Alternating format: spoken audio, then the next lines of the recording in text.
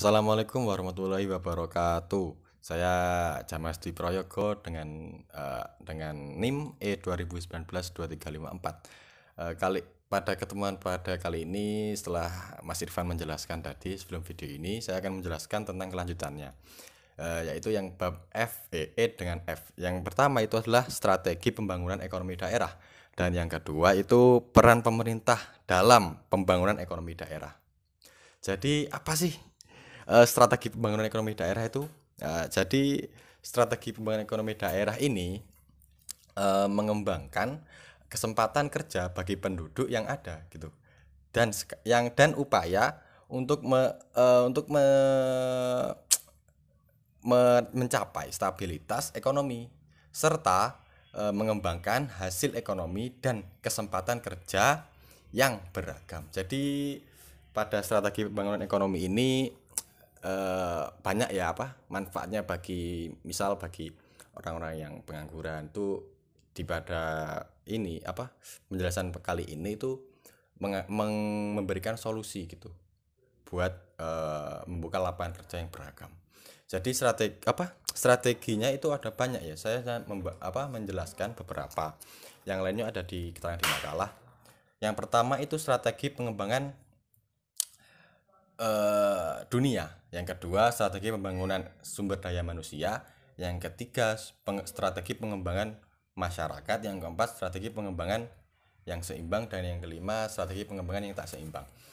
Jadi yang dimaksudkan dengan strategi pengembangan dari dunia SDM itu seperti ini ya. Kalau yang strategi pengembangan sumber daya manusia itu seperti contoh memberi pelatihan dan memberi pelatihan. Yang kedua pendirian bank keahlian.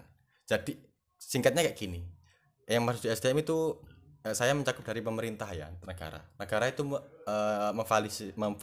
memfasilitasi rakyatnya untuk belajar. Seperti kan sekarang sudah ada yang di Indonesia itu sekarang diterapkan kartu prakerja. Itu adalah salah satu bentuk upaya negara untuk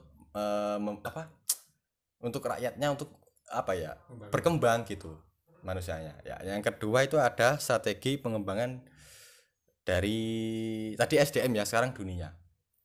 Nah, yang dunia ini dunia usaha ya, dunia usaha.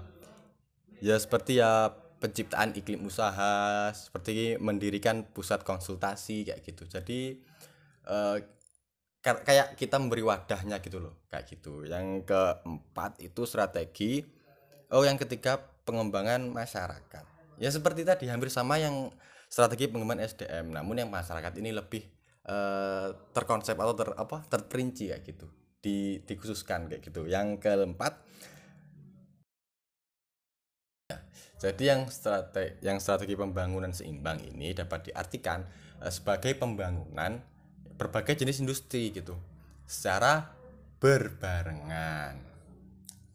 Ada berbagai sektor, misalkan antara sektor industri dan sektor pertanian, sektor luar negeri dan sektor domestik, dan di antara sektor produktif dan sektor prasarana. Ya, ini yang contoh strategi pembangunan seimbang yaitu. Yang kedua adalah strategi pengembangan tidak seimbang. Yang dimaksud tidak seimbang ini adalah pola pembangunan yang lebih cocok untuk mempercepat proses pembangunan. Jadi menurut Hirschman, pertimbangannya adalah yang pertama, secara historis pembangunan ekonomi terjadi coraknya tidak seimbang. Yang kedua, untuk mempertinggi efisiensi penggunaan sumber daya yang tersedia gitu. Jadi yang ketiga, pembangunan tak seimbang akan menimbulkan kemacetan atau gangguan dalam proses pembangunan. Jadi yang masukkan dalam saya merangkum itu yang seimbang dan tak seimbang itu. Kalau seimbang itu kalau misal dalam dunia usaha ya kita goal, kita mendapatkan profit. Kalau yang tak seimbang ini kita minus kayak gitulah. Kayak mudorot kalau bahasa Arabnya, secara agama itu mudorotnya kalau yang tak seimbang kayak gitu. Memasuki yang kedua, yang bab kedua ini adalah peran pemerintah dalam pembangunan ekonomi daerah. Lah di sini peran pemerintah itu ada 4 ya upayanya. Yang pertama ini entrepreneur, yang kedua koordinator, yang ketiga fasilitator, yang keempat ini simulator. Apa sih yang dimaksudkan entrepreneur yang keempat tadi? Yang pertama itu entrepreneur adalah apa ya? Entrepreneur adalah artinya entrepreneur adalah pemerintah daerah yang bertanggung jawab menjalankan usaha bisnis di daerahnya. Dalam menjalankan bisnis tersebut, pemerintah daerah memiliki badan usaha milik daerah, seperti itu. Kalau entrepreneur, jiwa entrepreneur kayak gitu loh.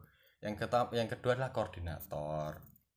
Lah, selain entrepreneur tadi, upaya yang peran pemerintah itu juga ada koordinator yang bertindak sebagai koordinator dalam pembangunan ekonomi daerah gitu. Jadi kayak kalau kasarnya itu ada apa namanya ya? Apa itu namanya? Konsultan kayak gitulah, kayak yang mengawasi, yaitu koordinator. Yang ketiga adalah fasilitator. Yang bertugas mempercepat pembangunan melalui perbaikan perilaku masyarakat gitu.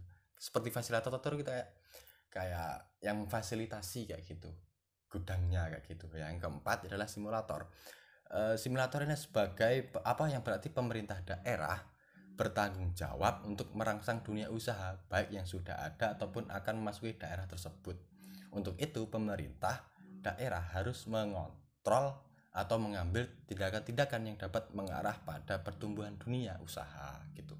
Jadi yang empat ini, yang entrepreneur, koordinator, fasilitator, dan simulator ini dalam satu wadah gitu loh, yang saling bekerja sama dengan tujuan untuk menciptakan pembangunan ekonomi yang benar-benar maju gitu.